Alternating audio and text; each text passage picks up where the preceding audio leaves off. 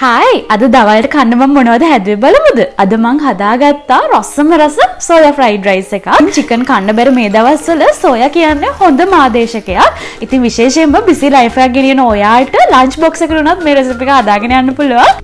අදම fried rice එක හදන්න මම පාවිච්චි කරන්නේ ෆෝචූන් සෝයි එක. මුලින්ම මම මේක මේ වගේ උණු වතුරට දාලා පැගෙන්න තියනවා. ඒ අතර මේ රයිස් එක තව රස කරගන්න මම පොඩි ට්‍රික් එකක් කරනවා. ඒකට සුදු ලුණු බික් තුනකුයි ලුණු ටිකකුයි මිරිස් ටිකකුයි දාලා ඒක මේ වගේ හොඳට බ්ලෙන්ඩර් කරලා බත් එකත් එක්ක මුලින්ම අනා ගන්න. ඊට පස්සේ ඒක පැත්තකින් තියලා අර සෝයා මීට් එකේ වතුර බේරලා මම ඒකේ රසකාරක පැකට් එකෙන් ටිකක් මේ සෝයා මීට් එකට දාලා මේක හොඳට අනා ගන්නවා. ඊට පස්සේ ඒක තියලා මම ඊළඟට මේකට දාගන්න එළවලු ටිකක් ලෑස්ති කරගන්නවා. මම නම් කැරටුයි ලීක්ස්ුයි විතරයි දාගන්නේ. ඔයාලට ගැලපෙන ඕනම එළවලුවක් මේකට දාගන්න පුළුවන්. අද මේ ෆ්‍රයිඩ් රයිස් එක ටෙම්පරාදු කරගන්න මම පාවිච්චි කරන්නේ ෆෝචූන් කුකින් ඔයිල් එක. ඒකෙන් ටිකක් මම පෑන් එකට දාලා මුලින්ම සෝයා මීට් ටික හොඳින් ටෙම්පරාදු කරගන්නවා. මේක හොඳට බෙද ගන්න. එතකොට තමයි මේක ගොඩාක් රස. ඊට පස්සේ ඒක අයින් කරලා ඒක පෑන් එකටම මම තව තෙල් ටිකක් දාලා ඒකට අර ලුණු ටිකකුයි කරපිංච ටිකකුයි දාලා ටෙම්පරාදු කරගන්නවා. ඊට පස්සේ අර ලෑස්ති කරගත්ත බත් එකක් දාලා බත් එක විනාඩි 5ක් විතර හොඳට ටෙම්පරාදු කරගන්න.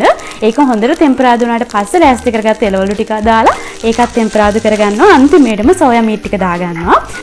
ඉතින් ෆෝචූන් ඔයිල් එකයි ෆෝචූන් සෝයි එකයි දාලා හදාගත්ත ෆ්‍රයිඩ් රයිස් එක තමයි මේක. ඇත්තටම මේක මාරම රසයි. ඔයාලා try කරලා බලන්න.